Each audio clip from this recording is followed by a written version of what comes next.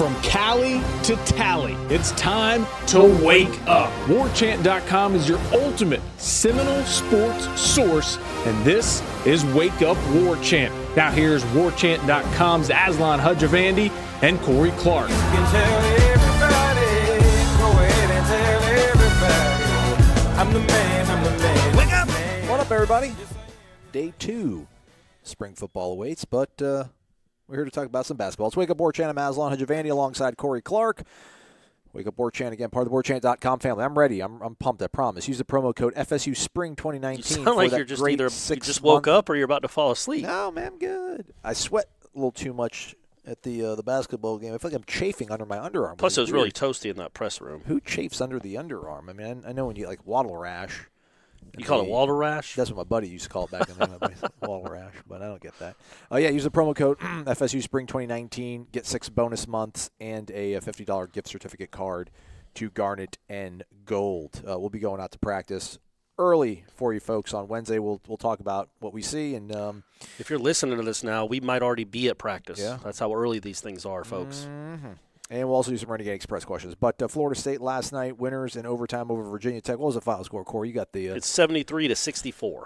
And in the process, I think that means they went 15-1 at home this year. Mm-hmm. And the one loss was a memorable one. Right. They were 1 rebound away from being undefeated at home.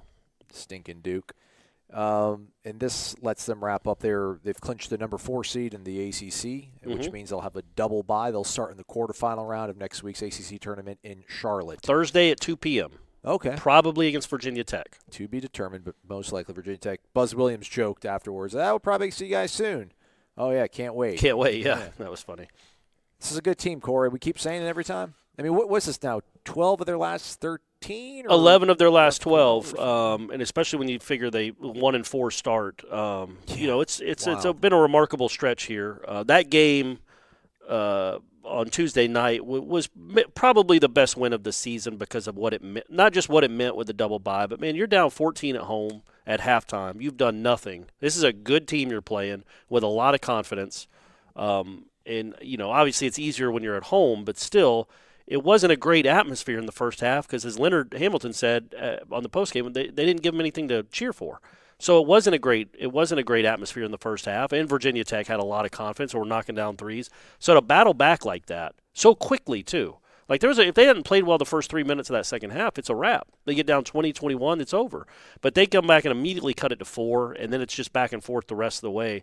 Just another, gut check type win. They knocked down shots. M.J. Walker hit some huge ones, including one in overtime. Kofor missed some there late, but he hit 2 really big ones to start the second half. And their defense was – He played really well in overtime too, Phil Kofor. He did. And he, the things about him and MJ to a certain extent is that you can't measure what they do on defense. They're really good defensively. David Nichols was really good defensively. He gave them a big spark.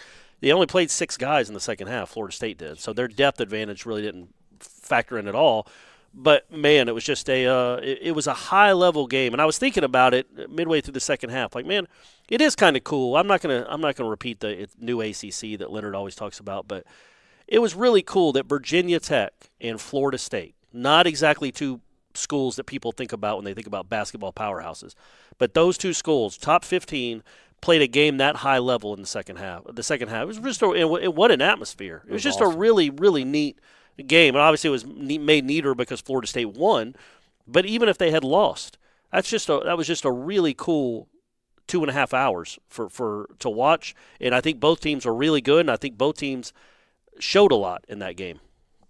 Relegated to ESPNU though. I don't know what that was all about. I don't know what they had on ESPNU in the Deuce last night. Oh, really? It wasn't on the regular? ESPNU. I watched the first half.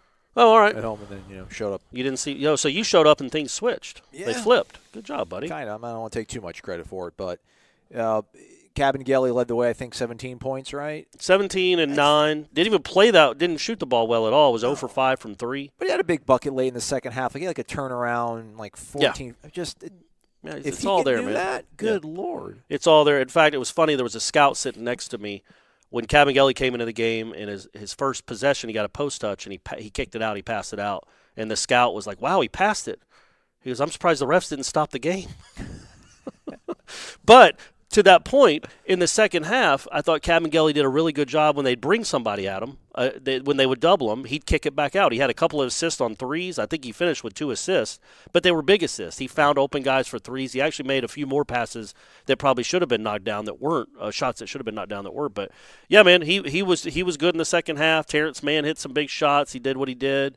Overall, that was a really, really impressive win. And I thought, man, I know Virginia Tech fans are probably upset. They're not going to be the number 4 seed, but they're playing without their starting point guard. Virginia Tech is full of MFers, by the way.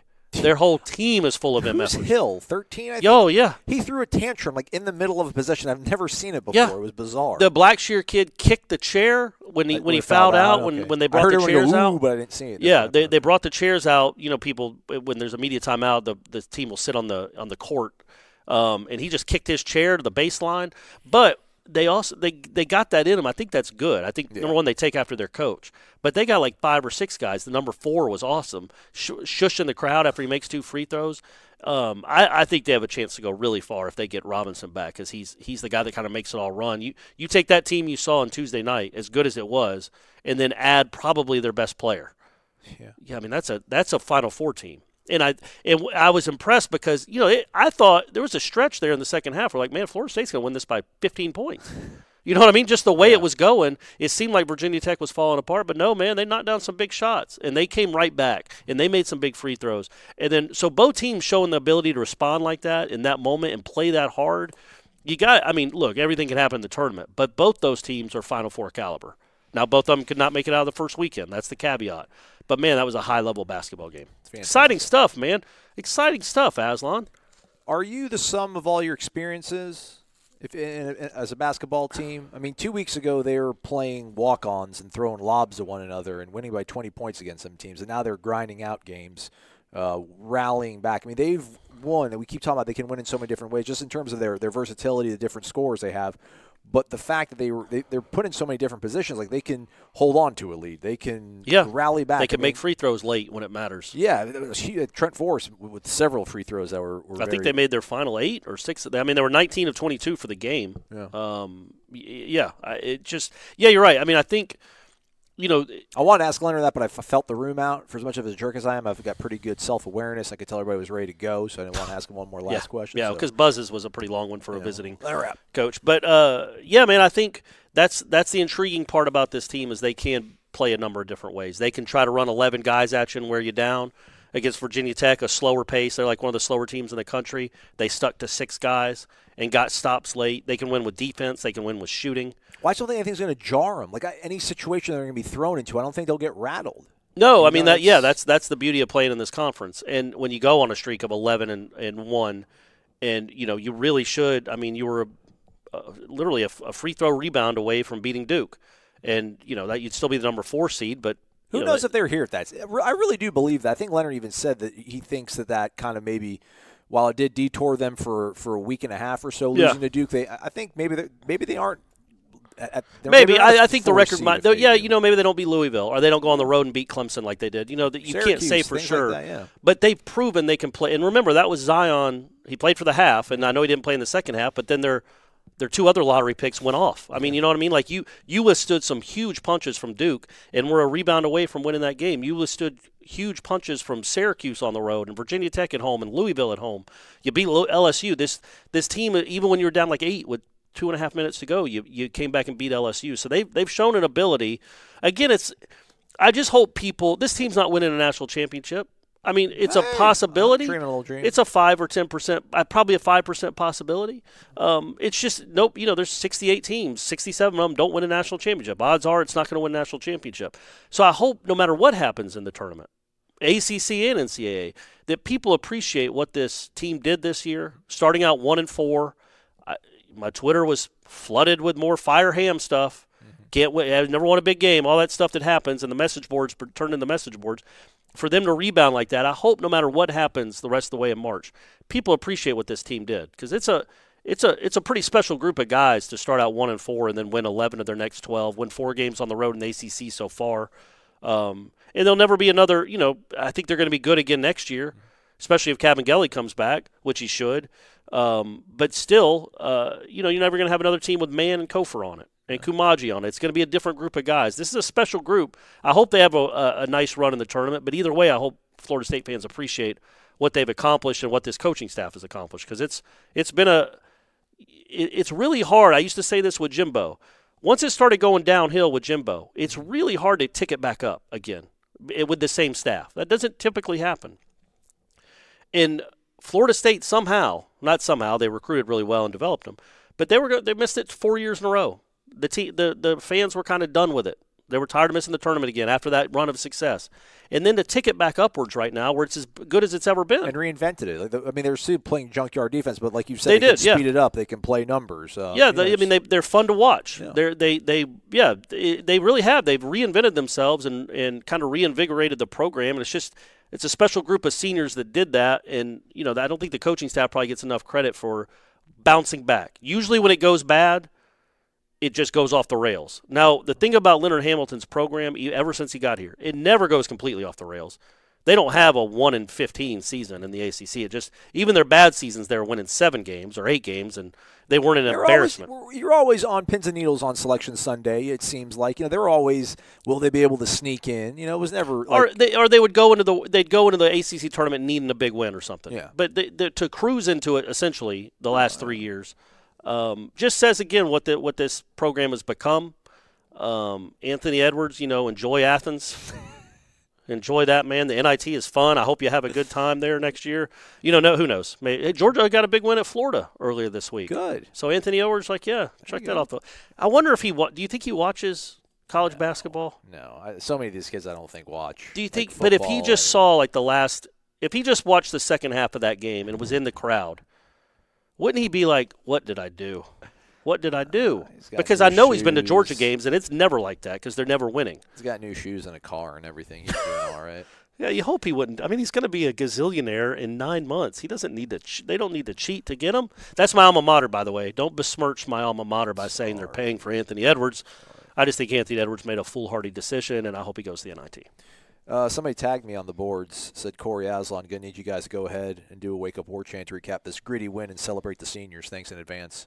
Done. So also, we did it. It should be noted, P.J. Savoy, I don't even think played the second half, but he hit 2 big threes in the first half. That was the only shots anyone hit, apparently. Kumaji, I don't think really did much. He played 7 minutes.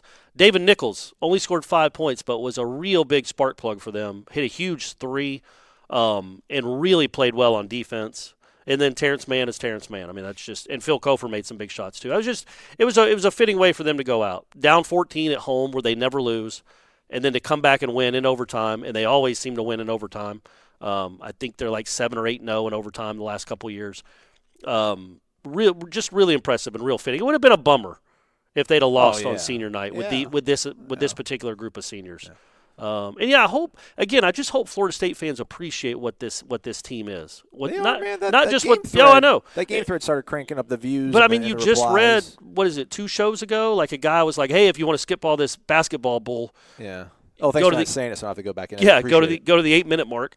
So there's still a battle you're fighting, but I hope even the casual fans appreciate how hard this team plays and how selfless they are and just what a good program it is. Mm-hmm. It is not easy to win in this league, man. There is no reason Florida State should be better than Georgia Tech and Wake Forest in basketball consistently and NC State consistently. Zero reason. They have better. All those 3 of those schools have better facilities and better history and better tradition. And yet Leonard Hamilton has made this – right there at the 4th or 5th. Sharing a gym. All that. Yeah, sharing the practice facility. You'd say, obviously, probably Syracuse and Louisville are up there too, but Florida State is an upper echelon ACC team along with the 3. I guess we can throw Virginia in there as a blue blood now because they're always good, but it's been a really remarkable rise back, a resurgence, because you usually see that from the same coaching staff. And always been a big fan of Leonard, and I think he's got to be really, really ecstatic with what this team has done this season already. Corey, why did you speculate that there was no music on Monday at practice? Because Kendall Briles said so. People were going at you, and I wanted to defend your arm, but I'm like, I'll just let them. I would have gone on the message boards, but the computer's having an issue. His computer's terrible. It was speculation because Willie Taggart has had, as far as I know, he's always had music. Yeah. He's played music everywhere. Even after they lose by 40 points. Even when they lost. They lost games at Oregon They would lose by 40 points some of those games in 2017. I think he still had music at practice the next day. So to say that he just turned it around because I don't like it anymore. It's what? affecting things. I'm saying that one. That's well, not that's what I'm saying. I likely. don't think he would have just completely gone away from what he's always done just because it didn't work last year. Because I don't think he really thinks that the music, just like I do, doesn't think the music really plays that big a role. But yeah, I mean, we could ask him and see what I'm still not going to ask him, man. That's fine. It's going to put him on the spot. I don't think we should do that. But either way, who cares? I don't think Briles would say. People are so. I'm tired of talking about Briles, man. The guy. It seems like a nice enough guy, and I hope he scores 40 points a game. But people just project all these emotions on me, like I don't like the guy or I hate Willie Taggart, and why can't Willie Taggart get any credit? Where literally all I do on this show is talk about how much I like Willie Taggart. Yeah. That's all I do. Well, dude, there was a photo on the front page of Taggart that the people didn't like the lighting on, or they didn't like his facial reaction. So they thought that we were setting him up for failure. Essentially, that's just what fans are, man. It's fanatical. It's fine. We make our living that way by people being so fanatical about Florida State sports and the passion and all that. So I can appreciate it, but sometimes I just don't have time for it. You know what I mean? Like we're not looking for. Trust me, everybody at War Chant, everybody on the Florida State beat, literally, I think to a person, wants Florida State football to be awesome. Most of this beat went to Florida State. I want a bowl gift. Oh yeah, but I want another jacket or something. Yeah. Those things are awesome. Or a shaving kit. Those are nice. A fleece. Bag, maybe get a fleece or like a sneaker phone. Okay. So yeah, like everybody on this beat wants Florida State to be good. I want them to be awesome. I've said it a million times that I want Willie Taggart to be awesome because I want him to be the person, along with Dabo, that changes how college football programs are structured. So I can't keep doing it. I can't keep defending how I feel about the guy because I like the guy a lot. He went 5-7 last year and got blown out in 6 games. It doesn't make me a hater to also point that out and to also say, okay, well, he's apparently played music everywhere he's been. Then he hires these new guys. In the first practice, there's no music. It's okay to point that out and then also speculate why that might be. It doesn't mean it's so. It might be Willie had a come-to-Jesus awakening moment and said, you know what, music sucks. I'm not doing it anymore. You're just sick of hearing me talk about it. He's like, let's get this. Let's just let's get the music off. Or it might have been, Kendall Briles might have said, hey, man, can we, at least while we're installing, can we turn that down? Can we not have that? I mean, that's a possibility. Yeah. I don't think it's probable. Yeah. It's possible. And the dude is really soft-spoken. Yeah. He's not talking a lot, so maybe it'd be hard for him to communicate. It's a viable explanation. Yeah, but it doesn't mean it's true. And if it is true, it doesn't mean I think less of Willie Taggart. Yeah. He's doing everything he can to make the offense better. That's all he's doing. Yeah, and again, he's even said, like, he's going to let him call plays. So this isn't people trying to give Kendall Briles more clout or more, juice than he has already. I mean, he's making 7 figures. He's going to call the plays. He's a savior. It's just the way it is right now. I mean, I think it's a commendable thing. Like, this guy, to succeed, I want to give him everything possible to succeed. I want to make it as easy as possible. Again, that doesn't mean that Briles told him to do it or to turn the music off. I mean, who cares? It's music. I was just giving you. It's a craziness that it even became even a little minor thing. It's like, man, who cares what I think about the music? What's our company, not the War Chant company, but what's the Wake Up War Chant company line on the David Kelly situation? Like, I don't think there's a lot of people trying to spin that as, well, actually, this is forward thinking. This is really revolutionary. This is an ambitious undertaking. I certainly am not saying it's going to have a huge impact on the program. It's not forward thinking because that implies that it's suboptimal. It was their plan. Correct. And now, how important is the 10th coach on a 10-coach coaching staff? I don't know. And if he can go out and recruit as a position coach, which he can, as an on-field guy, he wouldn't be able to do that if he was off the field. Right. But he can be on the road 300 days a year. That might not be true, but he can be on the road a lot more. Quiet periods. So you might be able to turn it into a positive, but just use the context and the common sense of Willie saying that they tried to get a waiver. It means this wasn't what they wanted. Otherwise, they'd have been like, yeah, this was the plan all along. We want 9 coaches, and we're going to have him as a 10th, but he's going to be on the road the whole time. We can revisit it. Maybe some teams will do that. Maybe some teams will have 2 receiver coaches, but the other receiver coach really won't be a receiver coach. He'll just be recruiting all the time. They think they can get it done with 9. I don't think so because they pushed for 10. They wanted 10. I mean, the NCAA, the Coaches Association, they all wanted 10 assistants, and it kind of goes back to the feelings I had when things were slipping with Bowden. Towards the end of his tenure, you were a man down. Your head coach. Yeah. Wasn't really involved in game planning and adjustments and things like that, and that's tough. I mean, it wasn't only so much the other coaches around him weren't pulling their weight, but I mean, you're a guy down, so it's not the worst thing. But it just kind of goes to the fact that I always kind of look at things through the prism of if that was Florida, like if Florida was just coming off a 5-7 year and they had to move a coach. They had 2 receivers coaches, but one of them was going to stay with title of on-field, but really wasn't going to be on-field. I would laugh at them. Well, yeah, and sure, and you would too. If you're listening to this, it's probably. not. Yeah, of course, and it's suboptimal. And we'll see if it's a big deal. It is odd. I told you it was odd to just see him standing there, not really doing anything on a practice field. You shouldn't have said that. We shouldn't have mentioned that. Well, it was. It was just. It was an odd scene, but it's fine. I mean, that doesn't mean that they're not going to be any good next year because David Kelly's standing off to the side and not really coaching anyone. It also but also, I didn't. It's not like I don't blame Taggart that much because here's what happened. He wanted Ron Dugans. Oh.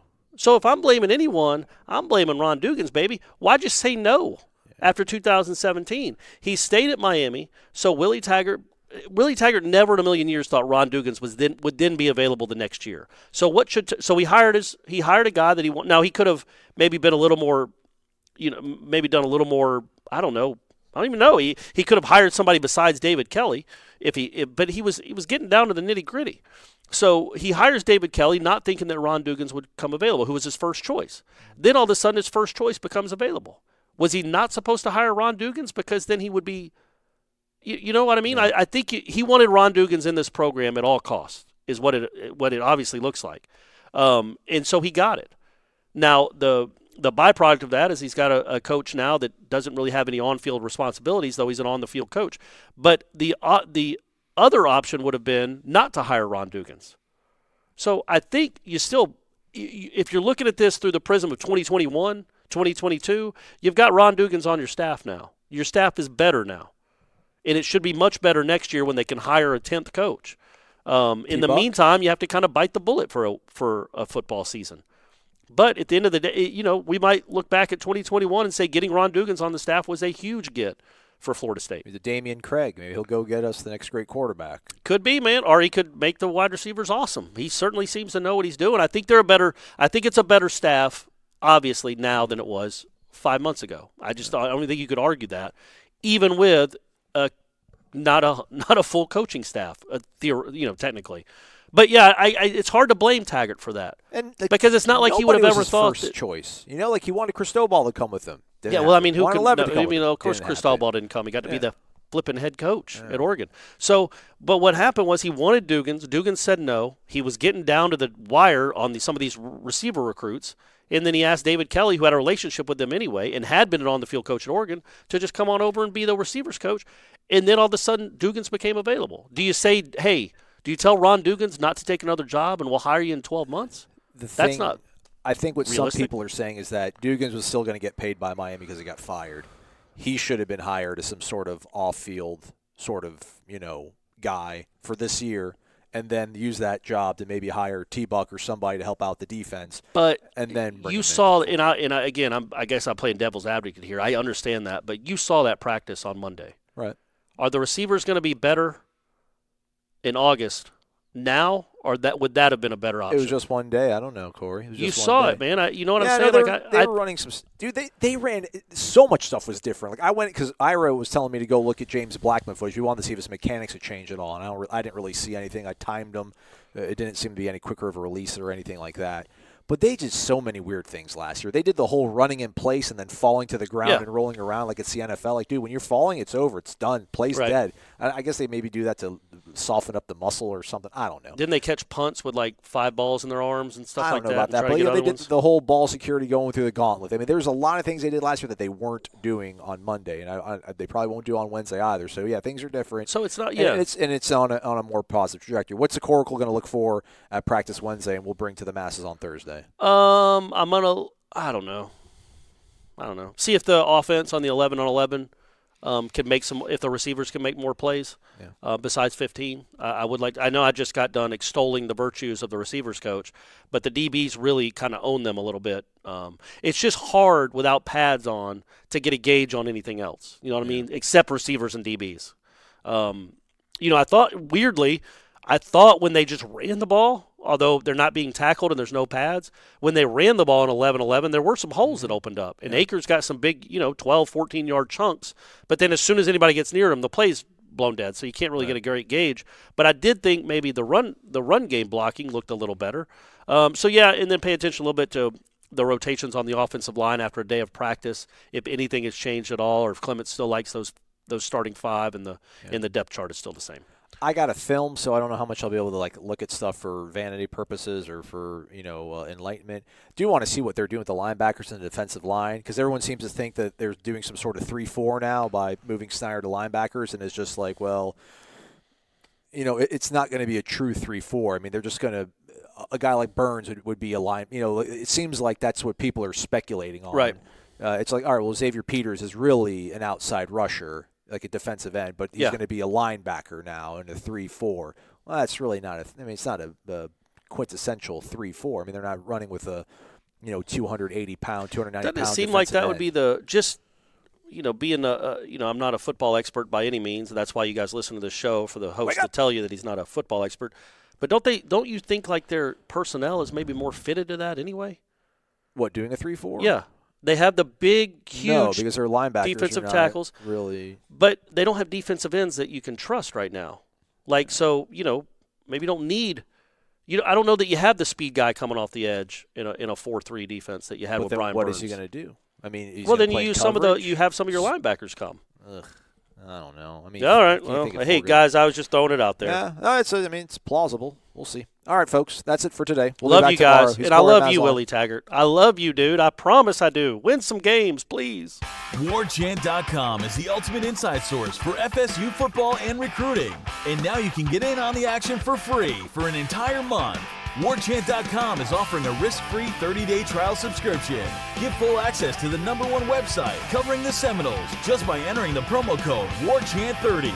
That's WarChant30. Sign up and get in on the world's most active FSU message boards. Receive breaking news, stories from our award-winning staff, plus get exclusive interviews and videos. Just enter the promo code WarChant30. WarChant.com, your ultimate Seminole sports source.